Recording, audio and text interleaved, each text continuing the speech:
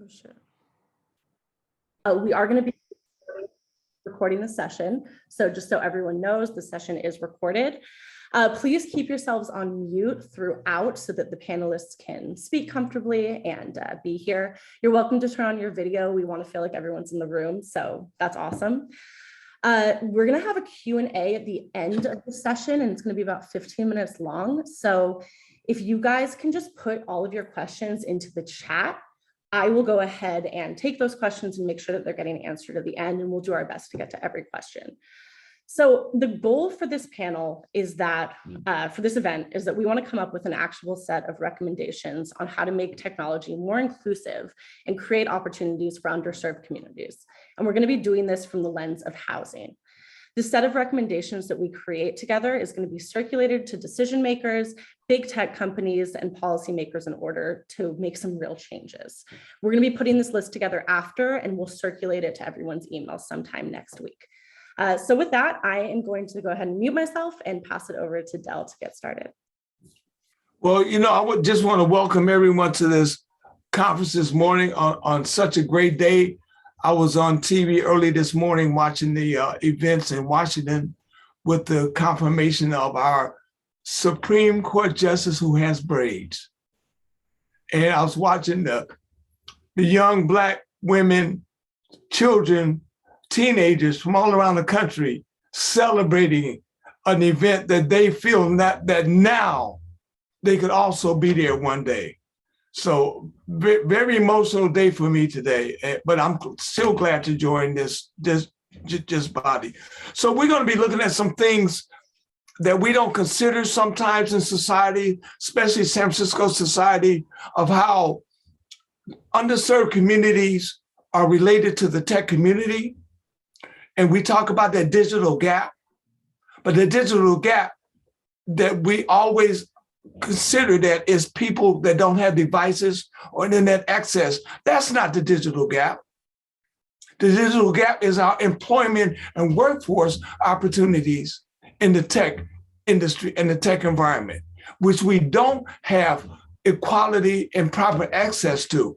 And one of the reasons we've discovered is that one of the components about us, our inability for underserved communities to get involved in the tech community is a housing aspect. I know with COVID has made it a lot easier to be involved in the tech community from wherever, but that's gonna wind down soon. And we gotta look at again how the inequities in housing opportunities prevents us from being involved, prevent underserved communities from being involved in the tech community. And that's kind of what I think this focus of us today. So hopefully at the end of this meeting, we will come up with an actionable plan to present to the industry. And the trippy thing about the tech industry, we talk about that tech industry so much, but there is no such thing as a tech industry. Everyone does their own thing. Google don't do what Facebook does. Facebook don't do what Square does. Square don't do what Twitter does. So there's no organized tech community. So we got to come up with a plan and action that will almost satisfy with all the different the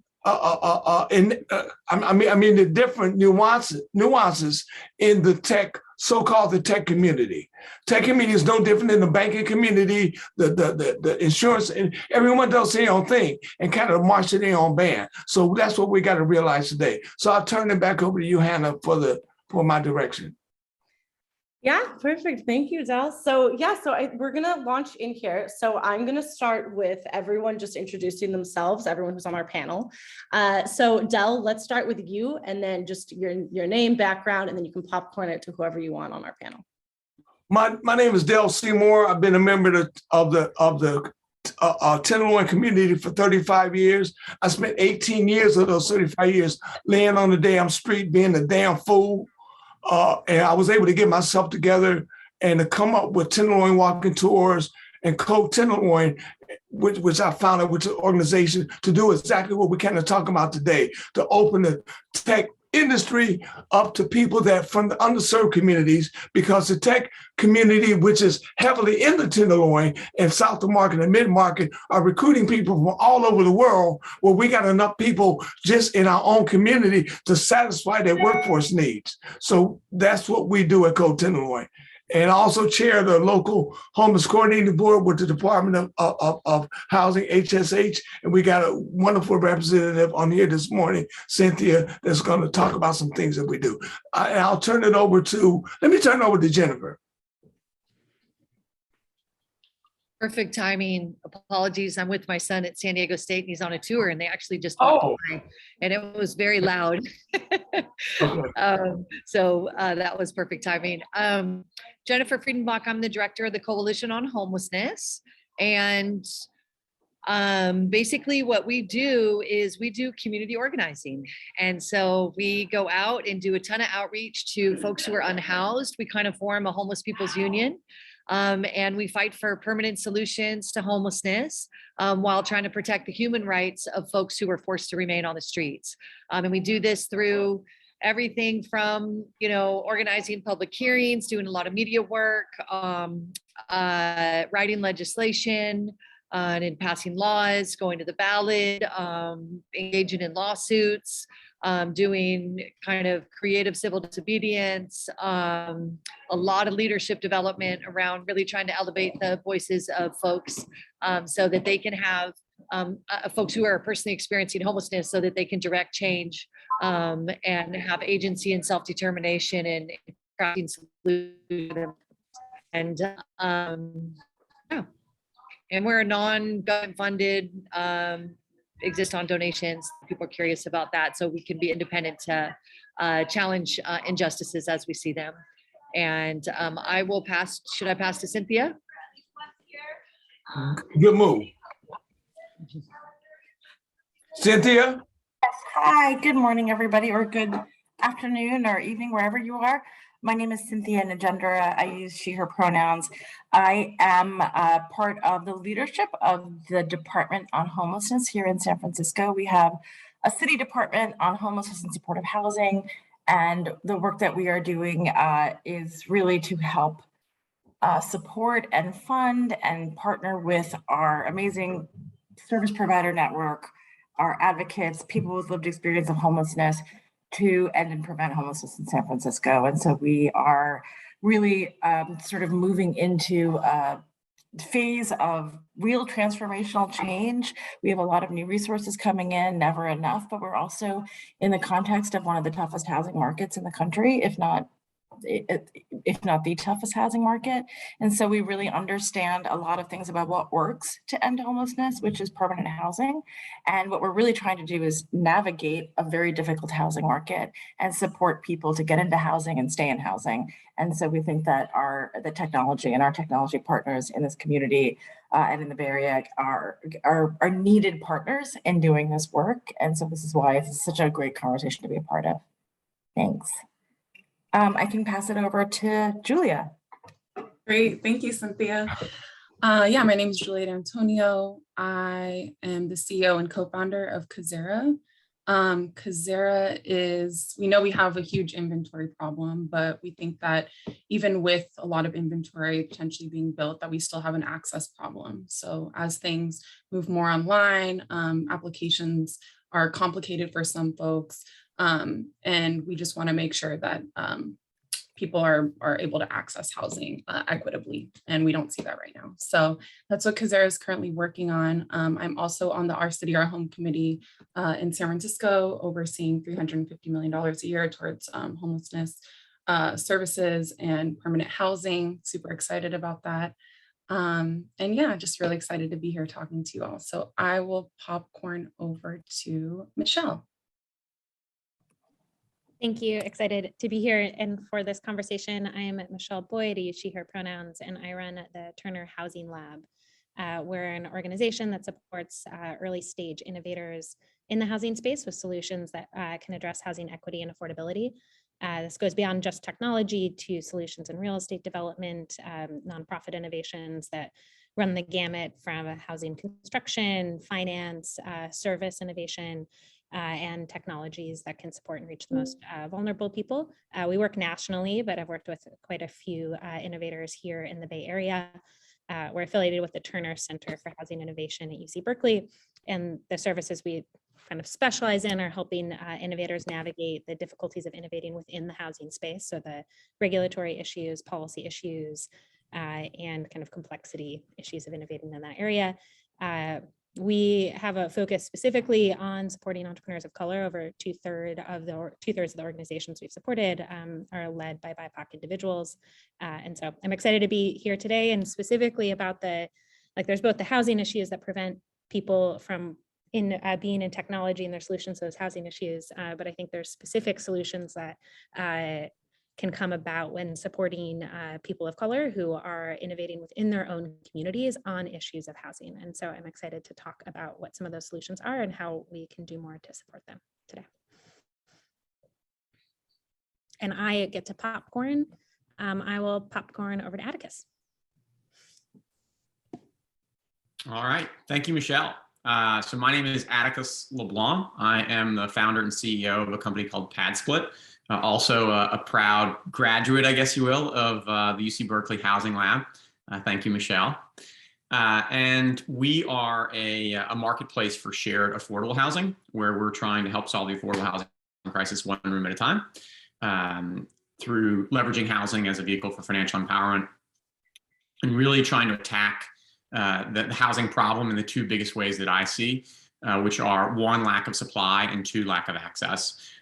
We attack supply by trying to capture existing underutilized space through shared housing inside primarily existing structures, and motivating existing housing providers to convert some of those spaces that could very easily be used for housing, whether it's a formal dining room or if it's a house with a family room, den, et cetera. There are a lot of spaces that are already designed for residential living that just aren't used that way. And then the second thing is for access. We provide all-inclusive weekly billing, all utilities, Wi-Fi, laundry, furnishing, even access to telemedicine and credit reporting through partners at Isusu. Average income for our members is about $25,000 a year.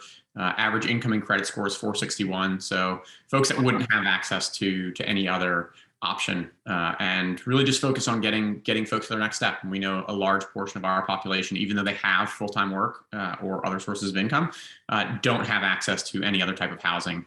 And we're about 50% more cost-effective, more affordable than even just an extended stay motel. Our average cost runs about $20 a night. And so flexible, easily accessible option. And with that, I will popcorn over to Brady. Awesome. Thanks, Atticus, and thanks for having me. We are a fintech platform designed similarly to some of the things that Atticus is doing in the properties that they run, to really help drive at a personalized rental experience, making housing more affordable and more accessible. So we're using financial technology solutions to kind of smooth out some of the things that like your traditional, property management company owner cannot do themselves. So our kind of flagship product is what we call flexible rent. It's designed to take rent, kind of every consumer's biggest expense, and break it up throughout the month, kind of aligned specifically to each renter's income. So we know that they can pay better, that housing is more affordable, and that because rent is their biggest expense on average, probably about 50% of post-tax net income, it really drives at their financial life, or drives their financial life throughout the month. So by splitting up rent across the month, we help them better able to pay, stay, and thrive in their home, but also kind of better financially function and manage their money throughout the month. The second piece of our platform is a rent reporting tool as well, to help use rent once renters are better set up to pay reliably, help use rent to build their financial foundation over time. And we've built the only rent reporting platform that we give away entirely for free, that nobody pays for. We believe that's the right thing to do, and that everyone should have access to build their financial foundation just simply by paying rent, which they're doing anyway. I think I'm the last one, Hannah. Yeah, awesome. Thank you guys so much. Also, I just wanted to mention that we were supposed to have one more panelist here today, Izzy Jackson from Dwell City Solutions. And unfortunately, she was unable to make it, but hopefully in the future, she'll be able to join us on another panel. So with that, I am going to go ahead and pass it back to Del, and we're going to get into these questions. You know, I do these panels sometimes too much daily. And sometimes I get into the yawn factor where, oh, yeah, okay. But after hearing the presentation from Atticus and Brady specifically, wow, this is what we lack. This is what the problem is. This is what the situation is, that you all can come up with platforms like this that meet specific, you're talking about innovations. Wow, you hit it right on the head. The innovative solutions to some of the challenges that we have that separates and makes it, because if we don't come up with innovative situations like this, people with credit scores of 500, we will never get housed, never ever in life get housed. If we don't come up with innovations to people that don't understand how they have to pay their rent first every month and not put other priorities in front of their rent, and you can come up with innovations like Atticus talked about, or Brady talked about, where we can schedule these rent payments along the month and make sure to understand that rent is just part of the whole picture. Once you get a dedicated, sustainable rent payment situation, then your whole life will change, because it'll bring up your credit score. It'll make it easy for you to get credit cards. Like everyone in the United States got credit cards, except our underserved communities. So, wow, I'm highly impressed. So let's go on into the program, because I'll politicize all morning. So our first question will be to the panel is, what limitations prevent people from our underserved communities from getting into technology? And who wants to weigh in on that? Who is? Because I'm like a third grade teacher. If you don't answer, I will call out a name. I don't mind kicking us off with this question. Great. I think there's a lot of reasons, and I'll touch on a couple, and I'm sure other folks will come in. But okay, I think overall there's a pipeline failure. So starting when kids are really young, from pre-K through 12, there's just not enough exposure to technology and computer science programs. So I think we really need to bolster that. Yeah. As well as who's teaching those courses. So it's primarily white teachers in the pre-K through 12 education system, white males actually, who are teaching computer science. And we know there's a lot of studies that show it's really important as far as representation for kids to see themselves in certain positions in order to attain that career and really strive for that. So I think it starts there. And then I think we also have issues when you get into recruitment and hiring practices. So how do you actually write your job descriptions? Where do you recruit folks from? I think as startups, it's really important for us to think about going outside of our networks when we're calling people in to work for us as CEOs and founders. When we're looking at people to build the technology, to help design it, all those things, I think we really need to, just go outside of our network so that we can have different thoughts and inputs that go into that technology, because that's how you create something that also appeals to a lot of different consumers. So I'll leave it at that, but I think that we have limitations as far as our educational systems and our hiring practices. And Dan, what do you think, Dan? Oh, Dan's not on the panel. Oh, okay. Let's see who else here. Get back to the panel. Atticus, come on. Yeah, I can take this. I think there are a couple ways of looking at access, so we're now a Series B company. We have about 4,200 housing units, largely across the Southeast, but started as just a one-man operation Wow. So I think there are maybe two ways to think about access. The first is, of course, housing access, which we touched on a little bit in our intros, and how we can create opportunities there for people that are typically locked out. The second is through employment opportunities. And I'll tell you, I mean, it is a real challenge. One of our investors you guys may be familiar with is K4 Capital, who of course is dedicated to this specific objective. And went through an HR seminar with them that was a 6-month process on how to improve opportunities for people of color and women actually in technology. And I'll say it is much easier in the early stages of a company when the skill sets that you're looking for are more generalist in nature, and you want kind of a jack of all trades, just someone who is sharp and intelligent and a go-getter. It's much harder as you scale, and we have 145 people on our team now. And when we're looking for a head of digital performance marketing, and what happens is you see, okay, well, if we need to succeed and we need a head of digital performance marketing, the reality is, if I look at the diversity of just the candidates who have that skill set, because we have been living in a segregated world for as long as we have, the number of candidates with that skill set is extremely limited. And so the most important thing that we've been able to focus on is creating those opportunities for mid entry level positions where people do have the opportunity to scale up, so that in 10 years or 5 years, when someone else is looking for a head of digital marketing, we have someone who has ascended to that position. And lo and behold, the slate of candidates that you have to evaluate look a lot different than they do today. And they certainly did 5-10 years ago.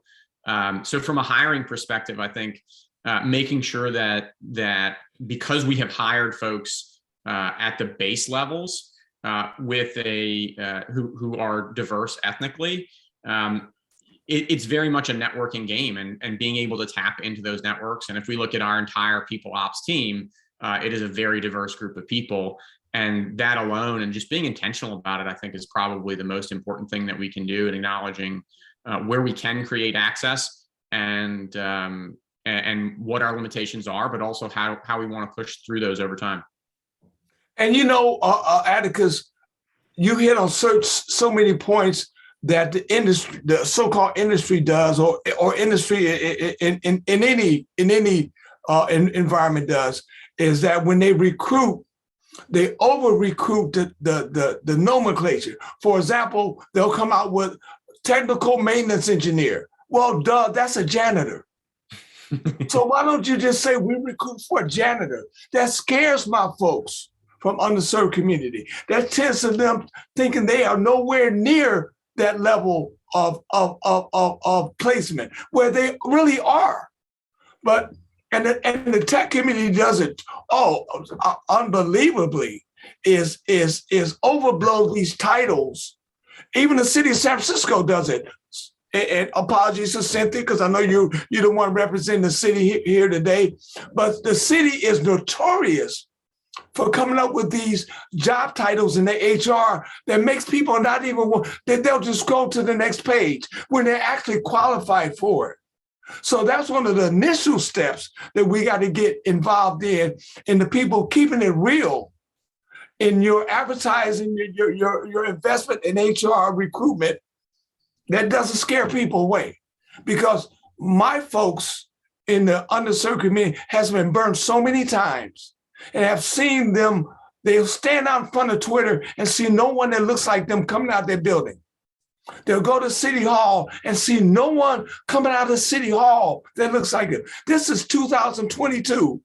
Why does my young African-American girl or my indigenous girl with braids in their hair or piercings stand out in front of City Hall and see no one coming out there that looks like them? We've gotten away from that colonist appearance at our city halls all around the country, but maybe we haven't done that yet in San Francisco, where we can get our young folks.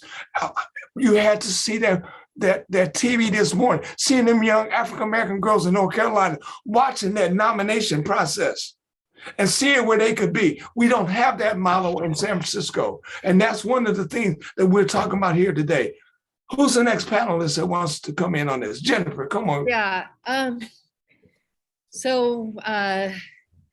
get calls a lot from people saying, what technology can we do? We wanted to that would end homelessness, right? Yeah. Yeah. And I Yeah. always laugh about that because, of course you can't end homelessness with technology. Homelessness was created by a set of decisions when we decided to disinvest at the federal level from ensuring that people in the US had safe and decent housing, something that coming out of the Great Depression, we had in this country for decades, and then started to roll back in the early 80s and have continued to make decisions every day that ensured that there were, here in San Francisco, if we're being realistic about it, probably about 20,000 folks experiencing homelessness every year across the country. We're talking about 1 million men, women, and children not having a safe and decent place to call home. And so while technology, when we think about it, or what I think in a lot of the hopes for technology is that it would really kind of even the playing field, so to speak, more egalitarian access to information, being able to, have people be able to produce more with less hours of work and have more family time and all these, idealisms that technology promised, but in reality have actually increased disparities. And so we have a lot of work ahead of us to really turn it around and have technology meet the promised dreams that were thought about, even going back to, post-industrialization. I'm going to keep really basic here. What keeps homeless people from accessing technology? They don't have access to electricity. Yeah. They don't have access to electricity. So that is a huge problem. That is a pretty easily solvable problem. And there's a lot of tech solutions to that and, creating much more common access in our, where our poorest people live in San Francisco and across the country. Nobody has access to internet. In a lot of the buildings, even if you had the money to bring the internet in, you couldn't. In the Tenderloin, which is where Dell and I, both of our organizations are rooted in San Francisco, which is the poorest community in San Francisco. There is many SROs where you don't get cell service. This is real. Yeah. Unless you have the most expensive plan. And so there's some pretty basic things that need to be addressed before people can even get on the internet and get access to that information. But as time's going on, this is where the disparities keep growing and growing. And so when Julia's talking about it, the early years around education, where you have the disparities, huge disparities, racial disparities, economic disparities in the classroom, the way that our schools are funded are based on a property tax. If you're in an area where you don't generate a lot of property tax because it's a repressed area, your school doesn't get much funding. If you don't have affluent parents that are raising funds, you can't make up for that. And so you just see these massive disparities from the start that just continue. And so I think in terms of, the question of what's preventing, there's just some really basic, immoral lack of commitment to ensuring that people at the very lowest incomes have at least the basic opportunity to be able to have the same access to technology as anyone else. Thank you. Yeah, thank you. We should not be in 2022 talking about lack of electricity that is being a limitation in us and our folks moving on. That's ridiculous to even talk about. So we're going to move to the next question. And thank you, Jennifer. So the question will be, considering the exclusion of Black, Brown, and Indigenous communities in the tech space, how do we ensure we're building safe products and creating new opportunities? Hannah, you want to address that? Hannah's also not a panelist, but Oh, Michelle, okay. Cynthia has her hand Let me raised. go. actually. Let's get Let me, Cynthia on this. okay, let me go to Cynthia. Okay.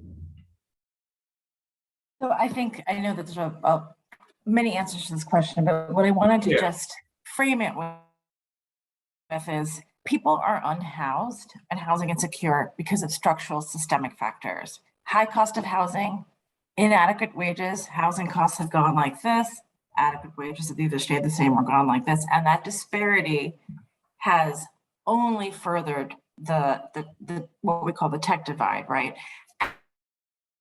And structural racism.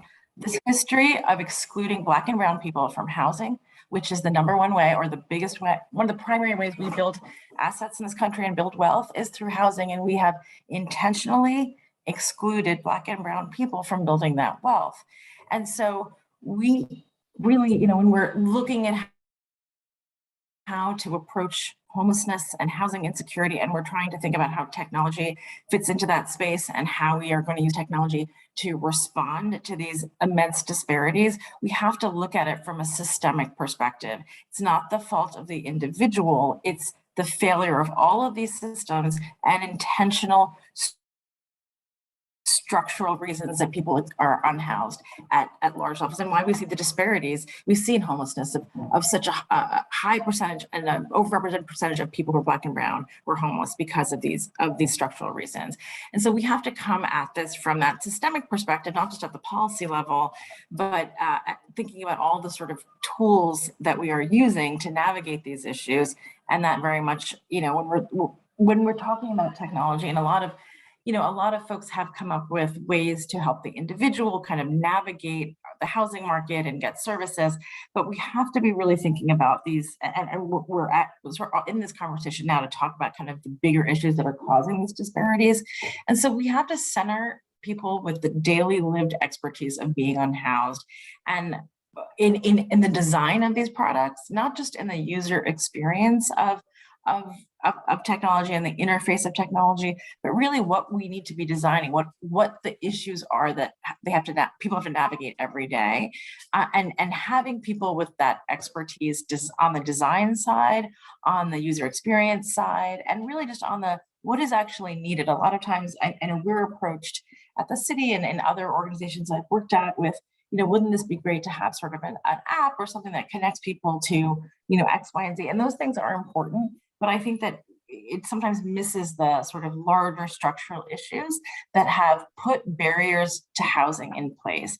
And so we have to really support and really resource people who are experts in their own experience of being unhoused and housing insecure, to be able to really be part of the design process of what is needed and how people will really use it to navigate these larger structural issues. Thank you, Cynthia. Michelle?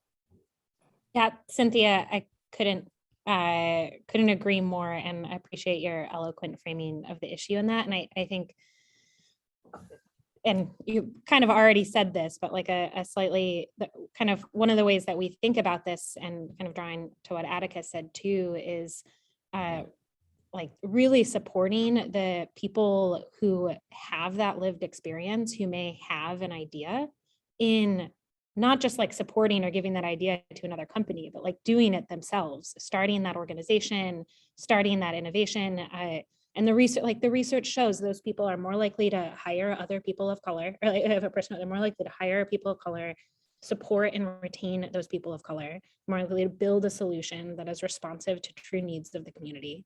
And, it's not tech products aren't going to solve it. There needs to be structural policy changes alongside all of these questions. We need to be, building public housing, having like more vouchers. Like, we know that way to address homelessness is just to provide significant money towards the resources we have continued to underinvest in for the past 50 years, but that there are many innovations that can support that, whether it's ways that we develop housing, like what Atticus is working on, ways that we connect and wrap around services in creative ways, and that those solutions are in many ways already exist. People already have those ideas. They may just be at an under-resourced nonprofit organization. They may be, they may be at other organizations. So there are ways that we can support that, whether that's through boot camp programs, fellowship programs, educational opportunities, investment firms that are specializing in serving founders and supporting them in that way. And that's all, I mean, it's only one piece of the, like a part of the structural issue, but I think it's a really important one to be able to support the solutions that we need. So you want to pass this on to another panel member? Yeah, I think Julia's got her hand up. I think the hand up is working. Wait, I don't see. I'm gonna let Brady go just because he hasn't spoken, then I'll go after you, Brady. So no worries. You're great. Thank you. Yeah, awesome. No, I think Michelle, you said something really interesting, which is coming at this from like the technology perspective of somebody that quite clearly is when just by looking at me on camera, like I'm not the person that we're talking about here today. And so when we founded this business, it like we came at this from being property managers and landlords in the past and seeing where just like deep frustration in seeing how like we were hamstrung in our ability to work with the resident because there are regulatory regimes that make our like limit our ability to work at the individual level with the resident. There's lack of data that we had. Like we were hamstrung and we were just really frustrated. We saw people that weren't able to succeed that like by all intents and purposes should very well have been able to succeed. And so we knew there was a problem. We built something that we thought was to solve like the problem we wanted to solve. And I think we got there a little bit, but we didn't quite get there. And then we just kind of like went back and looked at like how people were using various things that we did and like kind of went back to like a first principles approach and spent a lot of time with the customer and kind of like rebuilt what we do in a way that like we really pulled in the customer that we were trying to help. And I think Michelle, that like you kind of said something in there, which is like you've got to kind of deeply understand the problem. And your point was like empower the people that are experiencing the problem. We came at it with we got to spend a lot more time with those folks because it's not me. Like admittedly, it's not me. And you know, so we went and kind of rebuilt it that way. And it's about simplifying the product. So it like deeply just focus on one subset of the much bigger problem that we're all talking about.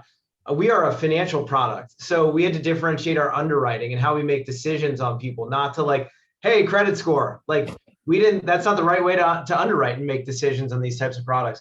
We had to differentiate the access. And so one, meet the consumer, meet the user where they are. We partner into these communities and we build a product for rent. We want to meet them at rent and not force them to go, get on a bus and go across town to buy a money order. Like we want to be there and make it really easy for them to use it. Traditional banking, like we get a lot of questions from property owners and managers, like my renters don't have a bank account. It's like, well, we've built other ways for them to use it. And so it was just really like boiling back the problem into like a first principles approach and then kind of chipping away at each of those issues that we found that I personally hadn't experienced. Yeah, you know what? This has become such a big situation with housing is that no matter how hard we work as housing providers, as case managements, Department of HSH, how we work to put a package together and put a person together, then they go for that credit score determination. And we can't get around that. No matter how many hours and weeks we work on a person's placement, we get to that and we just get kicked down. And that's an industry-wide judgment situation that's got to be changed. That's got to be amended. That's got to be mitigated because it makes our work so hard. At the end of the day, we do all this work and come down and get knocked down at the end of the day. So how do we work on making an actionable item to that industry to reconsider that being the major determination for someone getting out of a tent and getting into an apartment? Yeah, no, thank you, Del. I mean, you know, a couple of points, and I will keep hammering this home over and over. Like, there are two problems that I've seen in my 20 years in the housing industry. It comes down to two problems. One, there's a lack of housing, so supply, increased supply. If we had millions and millions of extra homes, we wouldn't necessarily have this. We wouldn't have this problem. And so the first thing is, how do we increase supply as quickly and cost effectively as possible? And the second thing is that access question. The way I kind of got into this was in 2009 when I saw two guys that were renting a rooming house, not unlike this one, next door to a rental property that I had. They were making Social Security income, $735 a month. And I knew that every property manager everywhere needed 3 times the monthly income or 3 times the rent as a monthly income requirement. So it's $735 a month. That's 200 and change. Well, it didn't matter that we were in the middle of a financial crisis. That didn't exist anywhere. Now, the second question is why do those barriers exist? Whether it is 3 times the monthly rent or a minimum deposit or a minimum credit score, it's because that housing provider is trying to mitigate risk so that they have a longer term tenant, or they can make sure that they have collections. And so what we're trying to do is to prove that a lot of those barriers to entry are not the most effective way to gain collections. And as I mentioned earlier, our average income is 25 grand, average credit score coming in is 461. The reason, and we don't have any deposits. The reason why we can still do that and get to a 97% effective collections rate is largely because of all-inclusive weekly payments. As a property manager, I saw where people would end up under eviction because they paid their Comcast cable bill for television before they paid their rent. Priority, yes. Yeah, but it wasn't because they valued their cable so much. I mean, I know people value their shows, but it was because the cable bill was due on the 13th of the month, and that was the guy who was calling them saying, "You need to pay now, or we're going to cut this off." And they were banking on hope that by the time the first of the month goes around. Oh, by the way, like I have no idea as we sit here today what day of the week May 1st falls on, and I would venture a guess that none of the 39 participants do either. So to Brady's point, and one of the reasons why I think we both arrived at this weekly payment schedule is I know today's Friday, and if I happen to get paid on Friday, and all of my living expenses are consolidated into one bill that I can actually afford, and it's due on Friday, I'm going to remember to pay that. And so I think it really gets to getting close to the customer, as Brady said, but we have to prove to the industry through volume that, look, there's more than one way to mitigate risk. And it doesn't mean that you have to exclude a portion of the population just because they have no credit or just because they don't have the $2,000 that it would cost them for a deposit and move-in costs to access an apartment. And you can actually generate very consistent payments from individuals who don't have don't fit into any of these traditional boxes. And so I think that's probably the most important way that we can create access.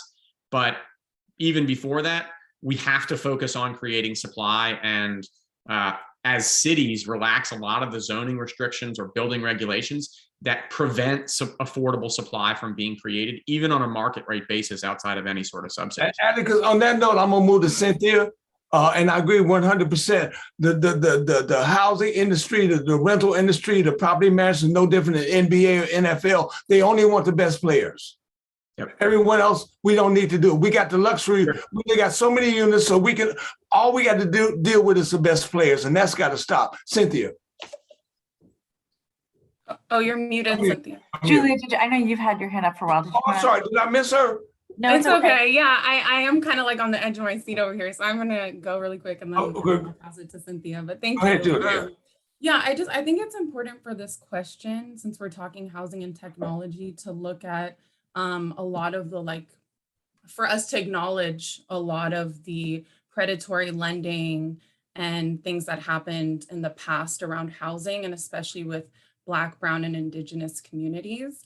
And that when we're building these products, that's how we build safe products as well, other than what Cynthia and Michelle were talking about, really going out into communities and giving leadership roles to folks in communities, investing in their companies to build these solutions for their own communities. But beyond that, I think what we can also do is look at and make sure that we're not repeating mistakes of the past around predatory lending, especially since housing is finance and there's a lot of reimagining of what the rental housing and ownership looks like through technology. And we just want to make sure we don't repeat that history, and knowing that like predatory lending in the recession predominantly affected Black and brown families in the US. So I just want to really acknowledge that. And it still is. Michelle, I'm gonna move to you very quickly before we move into our next question. Are you good? Is that an old hand? No, but I think it's Cynthia's turn. But thank you. That's okay. Go ahead, please. I just think that the one thing that I think it's important to understand too is and I appreciate that you said this, Michelle, about mitigating risk. You know, we've all been talking about this, like really following a person's journey from, a lot of folks are housed, but experience housing insecurity throughout their lives because even when you have 2-3 jobs, you're still spending 90% of your income to rent. And that means that you are always, one paycheck away or many paychecks behind. And so that means that you are, really following a person's ability to stay housed and what they have to navigate. We've talked about the landlord, the credit checks, getting people to actually even applications, lending, all of the discrimination that happens at every level that are those barriers to housing are really important to remember. And also, I wanted to just mention that our housing providers in here in San Francisco and across the country have become so great at figuring out how to work with landlords. So a lot of things like paying extra security deposits and fees and, really engaging landlords to say, look, we are going to put someone in your unit. You'll never have a vacancy. Even if that person doesn't work out, we'll move someone else in. We'll do double security deposits, damage funds. But it is a lot of like trying to get landlords to trust. And so there's, that we could use a lot of help in sort of trying to make that streamlining that process, because we do have thousands of subsidies. Actually, what's difficult is making it through those barriers. So I sort of see technology playing this role that's really helping both the person and the people who are supporting people into getting, like people have brokers, right? That's what we're trying to do for people who can't afford brokers, essentially, and make those connections, but just really doing that in a way where we're not like calling each landlord or checking things on lists, but really having kind of platforms that are going to really be able to connect people and reduce these barriers, and also have landlords understand that they don't need to sort of really think about all of those things. We have it figured out. Just give us the units. Yeah, most of the landlords that I deal with every day they're not necessarily racist or divisionists. They want their rent paid. They want their bills. They're business people. I'm a landlord myself. I don't care who's in there. I just want my rent paid. So if the people like your department can convince these landlords that we got their back, we got them covered. When we move people into these units, we got to come into play. We'll guarantee the landlord 6 months back up or years back up. Because that's all they really want. They don't want them tearing up their place, but mainly they want people because they got to pay the bank. They're just a middleman. They don't own these properties. They're the middleman. The bank owns the property. So they want to be able to be responsible, and we can do that. And your department is doing it wonderfully. I'm on your advisory board, so I see it happening every day. We're going to move to the next question. And I know, Michelle, you had a hand up, but time-wise, we're going to move to the next question. So the next question is, who do we need to call in to create these new opportunities to make tech more accessible? And that's a big question. Who do we call in? Brady. I think, I hit on this a bit earlier. For us, it was about calling in the people we're building the products for. It is about deeply understanding this. Housing is, man, I spent 15 years as a developer before this. I still don't know how to code. Thankfully, we have smart people who do. And I didn't at all appreciate, I knew it was damn nuanced and regulated and crazy before we started Till. And I've learned it is 10x even more so.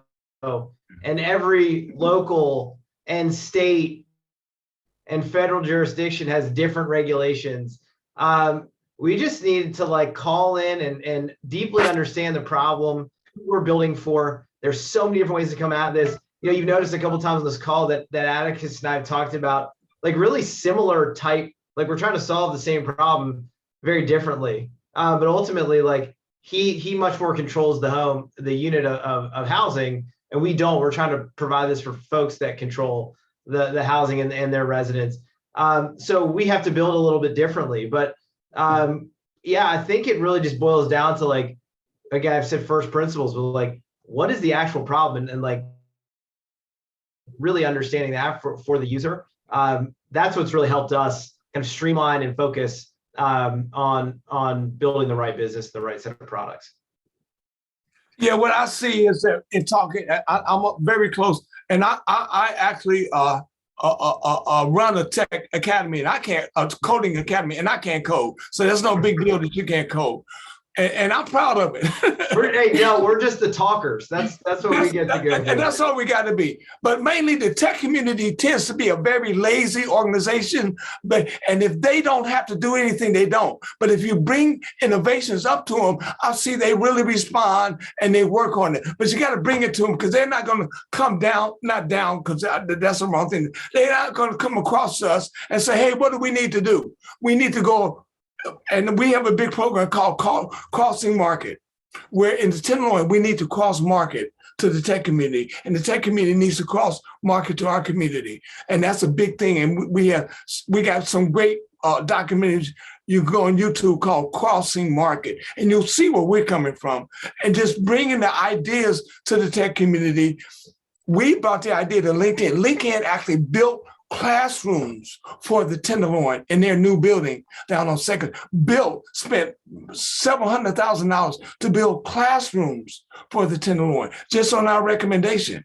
So they adapt to it. Jack Dorsey gave the tech community, gave the Tenderloin tech community seven-figure resources, just because of who he was. Just personally says, I'm not going to give it from Twitter. I'll give it out of my pocket. I'll give you out 7 figures. So you got to bring it to them, but they're not going to come into it. So that's where people like us on this panel can be really, really good with doing this. Who do you want to turn this over to, Brady? Let's see. I love to. I'm going to give you guys a hint on when I talk about the next question. Who's so innovative and exciting? I always love to hear from Atticus. So I want to hear from him. Well, I know Michelle and Julie have had their hands up for a while, Yeah. so I want to defer to them first. I don't know if those are old hands. Oh, I don't. Yeah. Okay. I don't know those old hands here. Michelle, is that an old hand? No, it's a new hand. Oh, come on with it. Come I on take with it back, Atticus, Michelle. Yeah, come on with it. I'll keep it quick, and then to you, Julia. So just like this question of who we need to call in. I think we need, and kind of on the part of the problem that I see on of like specifically supporting people of color and people with lived experience in housing insecurity on creating solutions around housing. And creating responsible solutions is like, we need to call in the people who are funding those solutions. Like, you can't start a company if you don't have income or wealth unless someone else gives you money. Yeah. And I think so like 2 ways where I think about that, like one is on the people who there's like all this money pouring into innovative solutions in housing right now. The apps you're talking about, Cynthia, that are like only kind of solving the problem, to like apps on like financial services within housing that are just making the current racist process more efficient in the name of affordability and accessibility. I'm like, if there's one thing that pisses me off the most in housing innovation, it is that. And I think there's a real opportunity for people who are providing money to these companies to have a more holistic lens of who they're serving, what those solutions are, and educating themselves on the history of racism and inequity within housing, and bringing that context as they think about allocating their funding. And I think there are people who want to know how to do that, who may even think that they are doing it, and who are willing to take advice and join collaborations and conversations. So I think that's an area we can really call people in. And then those are also the funders, like what Atticus says, Kapoor Capital. They're an example of a funder that holds the founders that they invest in accountable to continuing to design their technologies to actually serve and solve issues for communities of color and hire communities of color and people of color into their roles. And so I think it shows the power of when investors take accountability for those in the role that they play within the tech innovation ecosystem. Okay, I'm sorry, that wasn't short. That was a bit of a soapbox. But That's okay, Michelle. No. Julia. That's a good But point. that was a good Julia, setup come for on. me because I was gonna say the same thing. Yeah. As a Latinx female founder, we just need more access to capital. We need more of these VC funds investing in us, taking meetings with us, opening their doors to us, especially in the social impact space. Like it's so hard to get your foot in the door in that space. Yeah, and Latin founders got less than 2% of $118 billion in funding last year. That's massive. We're just not funding these people to create the solutions for their own communities, which honestly like saves these VCs a lot of money and companies, right? Because like we have the access to the market research. Like that's so much easier for us to construct, design what that looks like, knowing our own communities.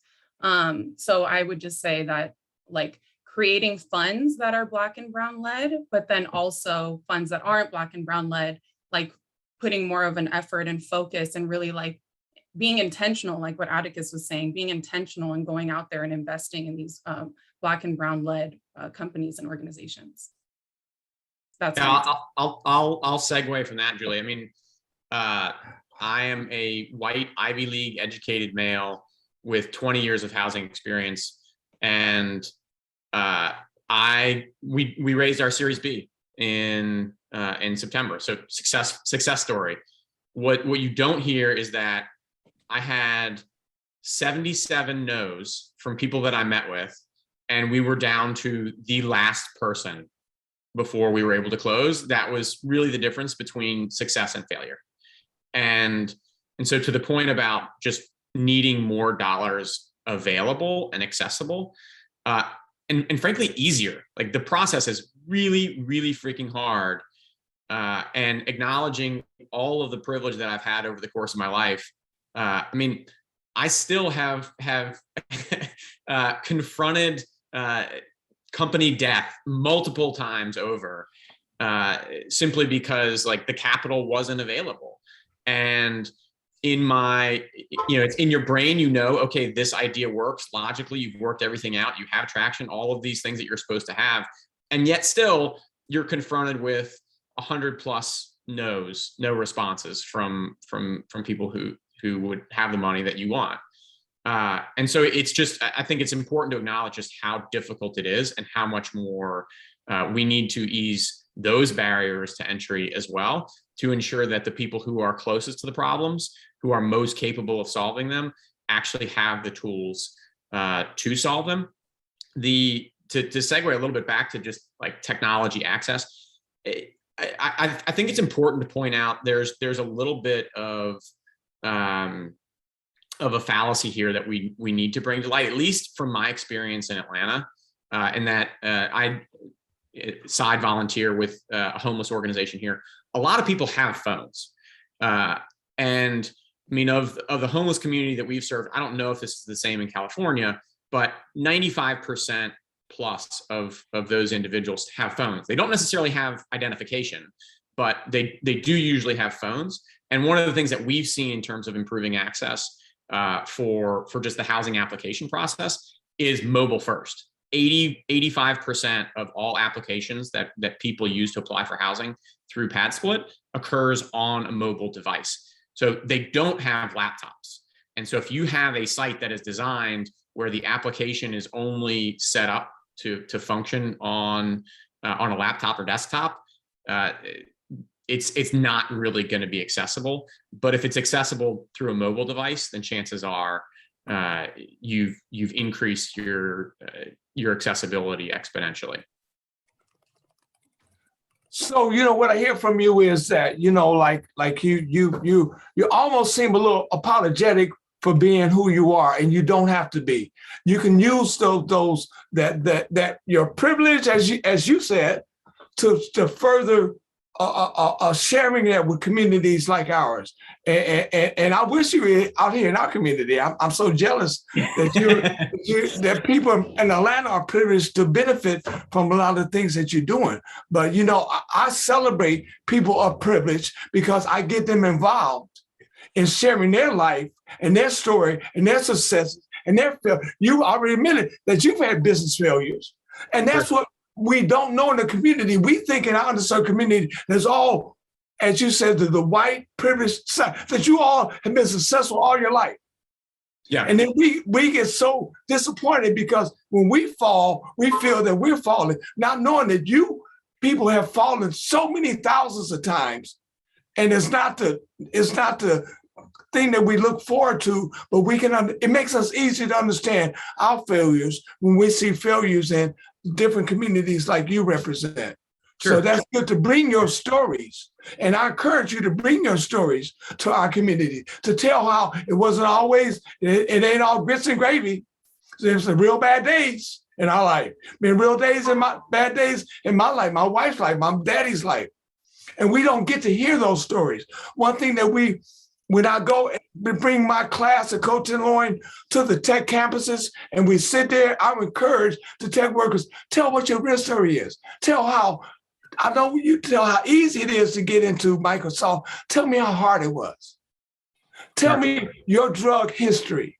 Tell me your criminal history. And to sit there and see our people, see that people that have major jobs at Microsoft confessing or just expressing that I've been in jail. I've had my drug history. I've had my DUIs. And we don't hear that. All we hear is that. All we hear is Elon Musk and the Zuckerbergs. But we need to hear more from people like you that can say, yeah, I failed. I've lost startups. And that's a major part of getting my people energized to say, oh, okay, you failed. Oh, okay, then I ain't scared then. You failed, but now you're back on top. So we need to hear those stories. So who you want to pass this on to? I'm open here. Is it time for yeah, I think maybe we actually need to move to the next question because I'm looking at my time. Let's do that.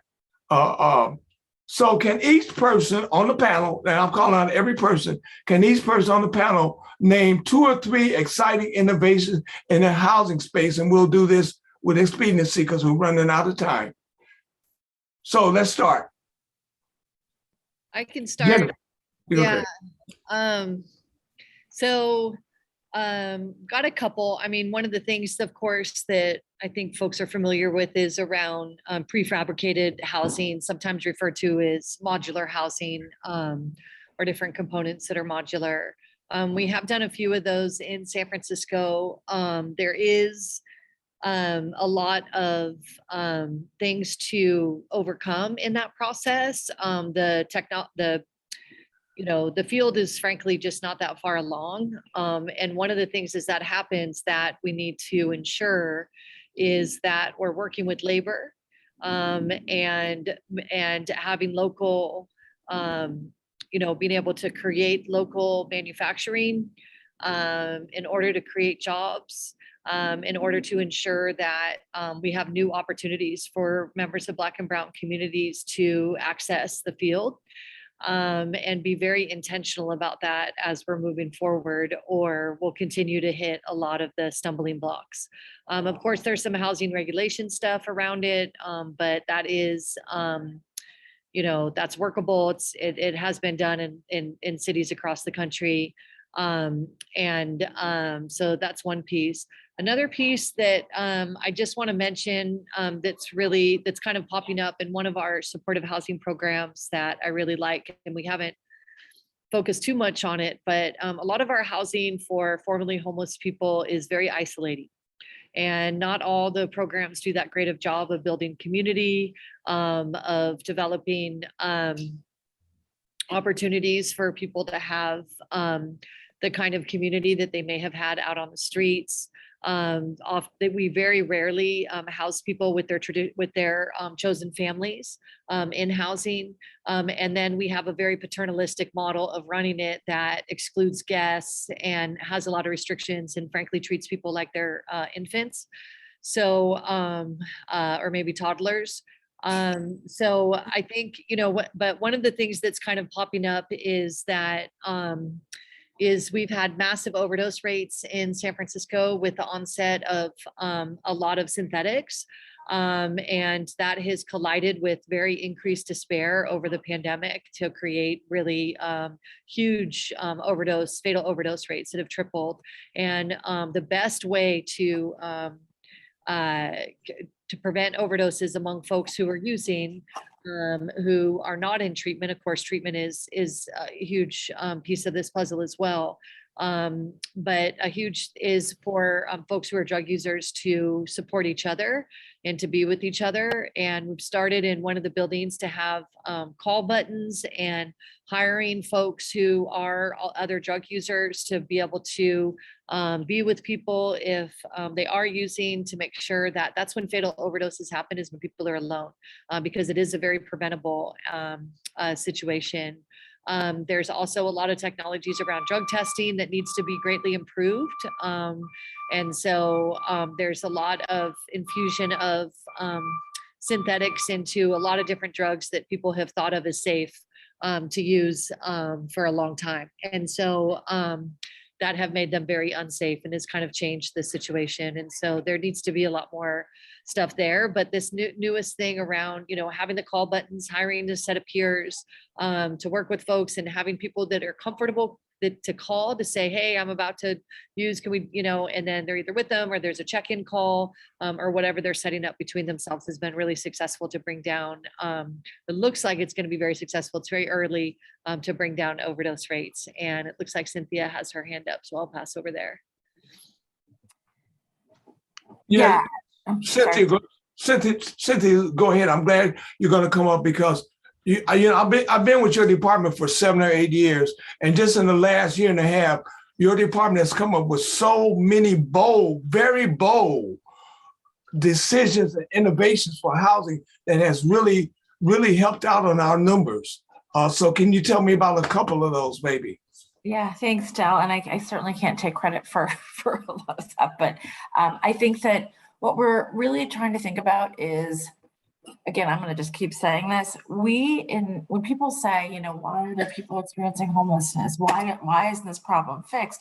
We have really decades of evidence and data that shows us that housing works. Housing first, not housing only, putting people in housing and helping them, that being the foundation for people to solve other issues that they might have. Sometimes it's just an economic issue, but services, treatment, employment. Can you imagine trying to do that if you're in a shelter or on the street, taking your meds, getting a job, getting to work?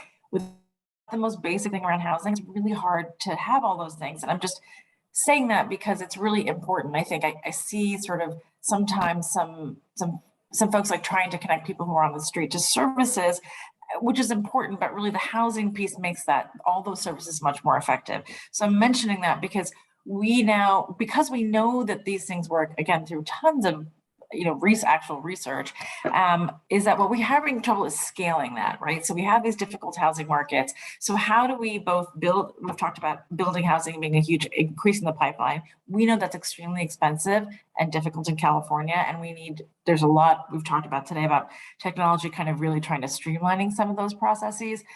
And then we just have to navigate the current rental market. And again, people ask, well, why don't people move to somewhere cheaper? There's nowhere really that's much cheaper in the Bay Area. And I got to tell you, if you look across the country, there's not one state that has enough affordable housing. So if we're going to navigate the units that we have in the Bay Area, we have to maximize those. So one of the things I'm seeing, and I just saw a tool from Los Angeles this week at a conference, and I know we're starting to build these tools in other places, is putting people together with roommates. We all have roommates. Most of us have all had roommates our whole lives. If we're married or have a partner, that's why I'm affording housing in the city. I could not do it without that. So we have all at some point lived with someone. And so we're not talking about shared group housing where we have 3 people in like in one room or anything. We're talking about just matching people through like any other roommate matching, like a match.com, putting people together in roommates where they can use their incomes or subsidized housing, whatever it is, matching people that way. And then just really figuring out how to match people to housing that they can afford, where landlords are going to be able to really reduce those barriers. So having that kind of streamlined process that people themselves can access, and doing it in the way we've talked about, like we have to make those things accessible. So Director, let me not interrupt you. Sorry. 3 years ago, HSH would have done none of this. And we've been yelling and screaming about it for years. What made HSA decide to go innovative and come up with these things that to me make so much? What was your decision? What was the decision process to allow you to be as open and bold and innovative as you are right now?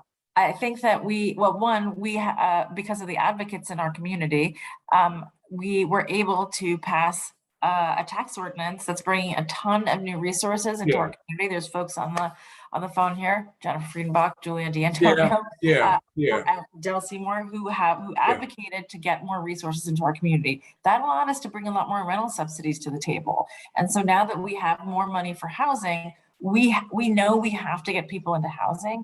And so we're trying to think about every innovation to do that. And we know that technology and our Silicon Valley partners, we need them to play a part in this. So it's that we know what works, and we know what we have to keep our eye on the prize, getting people into housing. And I think that has a lot to do with the resources we brought in, and now trying to really make that real. Michelle, is that an old hand? Yeah. I keep asking you, is that old hand, new hand? New hand. I just keep raising my hand. It's Come on.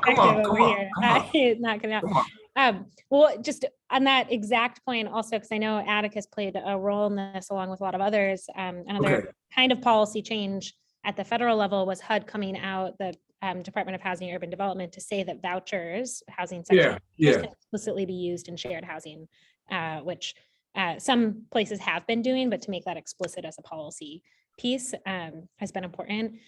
Kind of building on what you're saying, Cynthia, and I think it's also been said, like communal-based housing that uses underutilized housing assets. So Atticus's program that's taking, or innovation that's taking predominantly single-family housing and trying to turn those into rental, but I know going beyond that as well.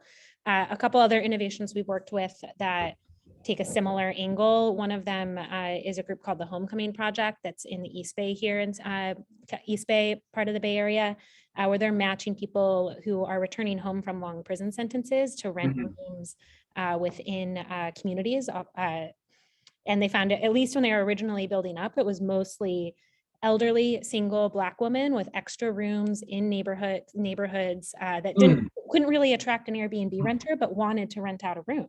And because they were placing someone who's coming out of prison, that person had a parole officer, they've added in extra services, and they're doing this all at like a third of the cost of state transitional housing programs because they're using an underutilized housing resource.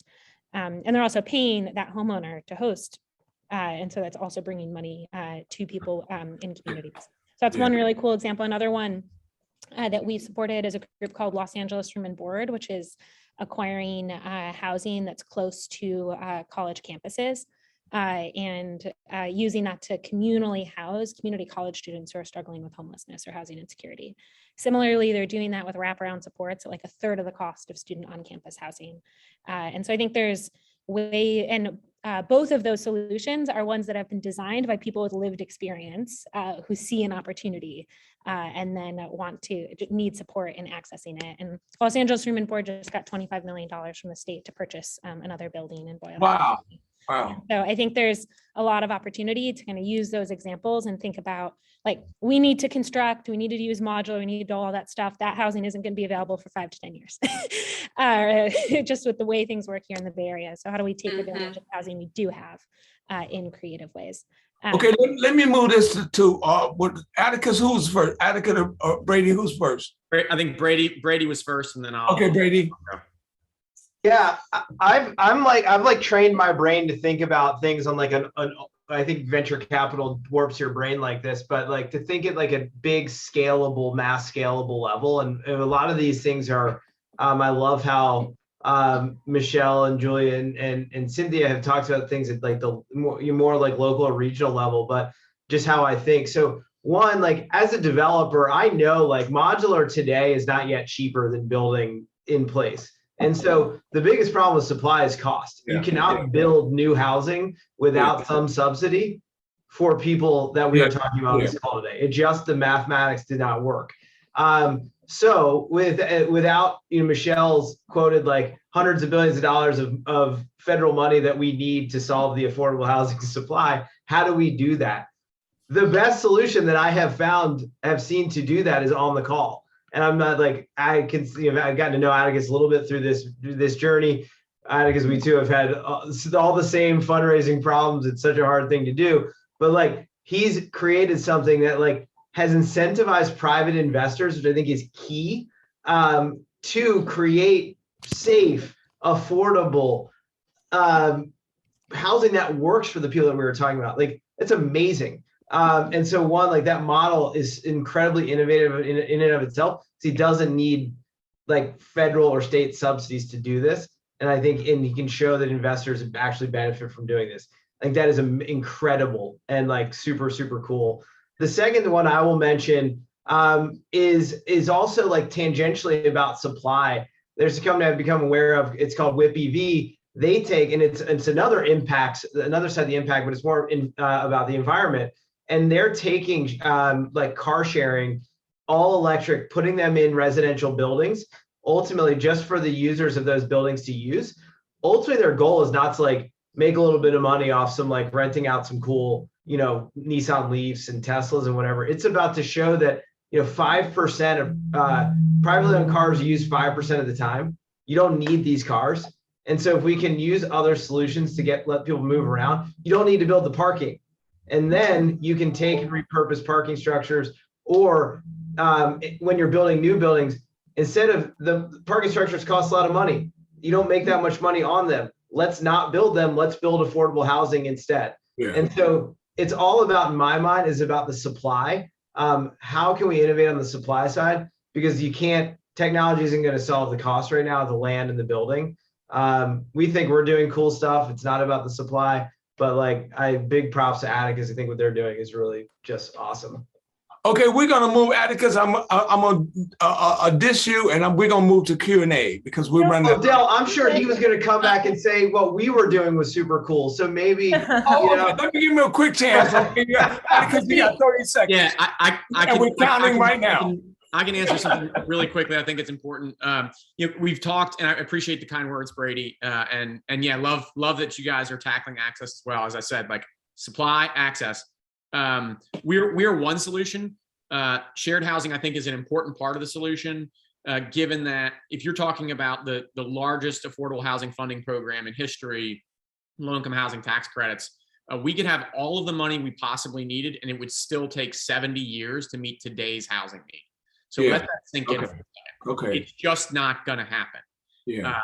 And do we need more money? Yes, absolutely. Yeah. But even if you had all of the money you could possibly need, you don't have the time to address it.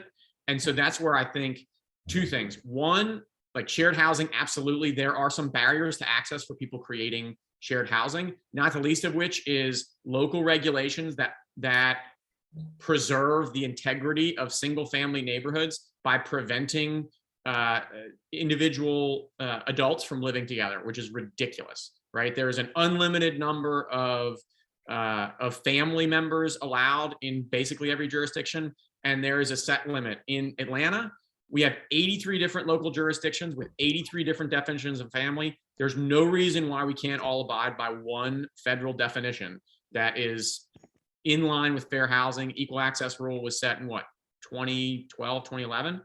And so like, let's stick to that and make sure that the federal government is not providing housing funding or transportation funding to a local jurisdiction that doesn't comply with their equal access definition of family. That's a very easy. Atticus, I'm gonna pull you 30 seconds and we'll move on to Q&A. Atticus, thank you very much. Yeah. You know what? We're gonna, just so that everyone has a chance to talk, I've put in the chat, we're gonna go over just 5 minutes. Unless someone needs to drop, that's fine. But I just want to give Julia a chance to speak on this so that all of the panelists had at least a second to speak on it. Okay, great. I'll be super fast, and thanks for plugging Kazera in the chat. So I'll name a couple other companies and organizations. So I wanted to shout out Casita Coalition here in the Bay that's been working on a lot of policy work. They also went through the Housing Lab with Michelle.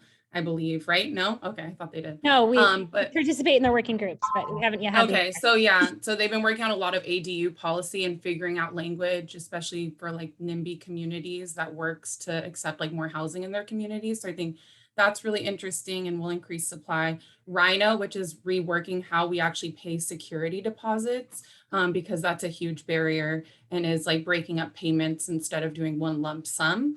I think 3D printing for housing materials is super exciting. I also want to shout out that I think virtual inspections for Section 8 inspections will really change the game.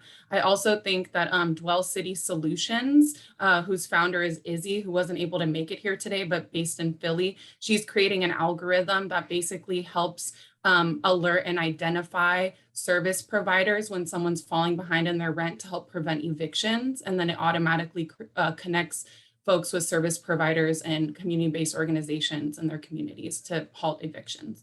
So she wasn't able to make it here today, but I also want to shout out everyone who's on this call because all of the housing innovations are things that I have been following and admire for a while. So I've been following all of you. So I just want to shout all of you out for the amazing work you're doing. Thank you. Okay, so we can go to Q&A now. Yes, yep, it's time for Q&A. So I know, Brady, I know you said you need to drop I do have one Brady question. needed to go. And thank you, Brady. Thank you. I'm here for 5 more minutes, but thank you, Bill. If okay. Brady, so I do have one question that was specifically from Till. So let's just get that one out for Till. So let's get that one out of the way before you have to drop. If it's from Maddie, I responded to her in the chat, so we're good. Okay, got it. Sounds good. If you could maybe just so that other people, if they have similar questions, I'll go over, you can give a quick answer. And she wanted to know if Till's available for landlords of subsidized housing of any kind. Additionally, has Till ever partnered with the housing authority? Yeah, we are quite active in just like your kind of base like low income housing tax credit projects where it's mostly resident pay rent. We have some properties that obviously accept vouchers, not terribly active yet in the like project-based or public housing space where the majority of rent is paid by the government. But we are exploring ways to get more active in that space, not just on like flexibility for the renter component, but like the cash timing that there's a big push to increase properties that accept vouchers as source of income. And one of the tools could be to kind of use our solution to smooth out the cash timing for the landlord as a tool to try to get more landlords to accept vouchers. So we're exploring how we play in that space, but not like deeply active there yet. Cool, thank you. Okay, well, it looks like in the chat, I don't have more questions, but I do want to invite anyone who's on here to either come off mute, come off camera, and you're welcome for comment, question, whatever. So I'm gonna give the audience a minute here if anyone wants to chime in. I'll say something if can you guys hear me? Yeah. Yes. First off, I just want to say thank you, everybody. You guys are doing amazing work. Kazera, shout out to you guys. I love you guys. So I'm first generation in America, 2 immigrant parents, and luckily we got on Section 8. But throughout the years, we've had a lot of people come live with us who came to the States and they were found in housing and they couldn't find housing. We'd get them to apply for Section 8 applications and things like that. And, it takes years for people to get approved for Section 8. And throughout that time, they moved and lived with other friends or other family members, and sometimes they end up homeless. So I want to know what the turnaround time will be for the program you guys are talking about, or each individual's program, for people to actually get into a house. There might be a question for Cynthia, maybe. Yeah. I know you don't do exactly Section 8 at HSH, but yeah, so it doesn't have to be Section 8. I just want to know like what the turnaround time will be for your guys' companies, because like years, a lot of people throughout those years will end up homeless, or it'll just be much harder for them to even just survive throughout that time while they're waiting for a house, And what city are you in, my brother? I'm in Alameda. Oh, okay, you're in the Bay Area. Okay, Yeah. okay. Yep. For us, approvals are usually within a couple of minutes. and you can move in within 48 hours. Oh, nice, nice. Yeah, we're real-time decisioning as well. Cool, that's amazing. Thank you for everything you're doing as well. Thank you. Yeah, Jenny, I see in the chat here, you said something. I don't know if you want to speak on that at all. Oh, just, I mean, in San Francisco, typically we're talking about people having to be practically dead by the time they get housing. So we're talking years and years and years. And we don't really have anything that's real time at this point.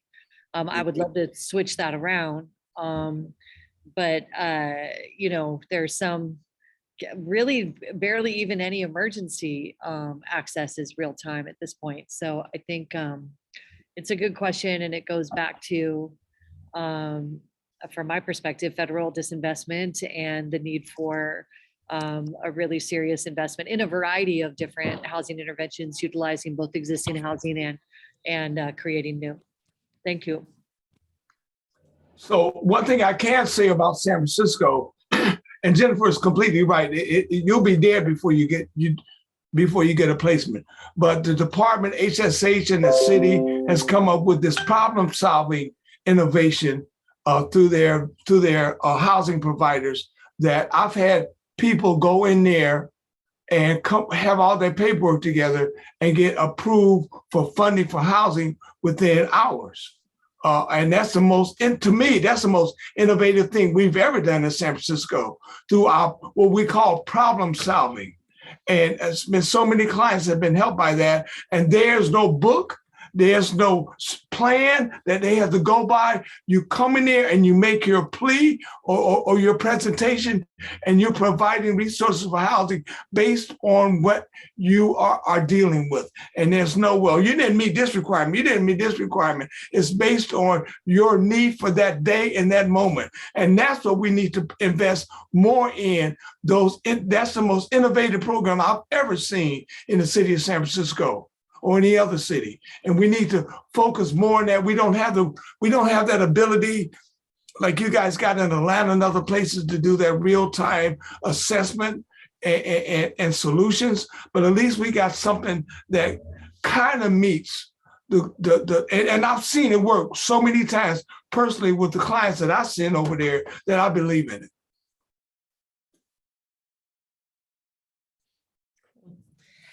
it. Let's see. Thank you, Atticus. I know you got a job. Thanks, everyone. So yeah, anyone else in the audience, does anyone else have any questions? Feel free to either like raise your hand, use the chat if you're shy, come off camera. All right.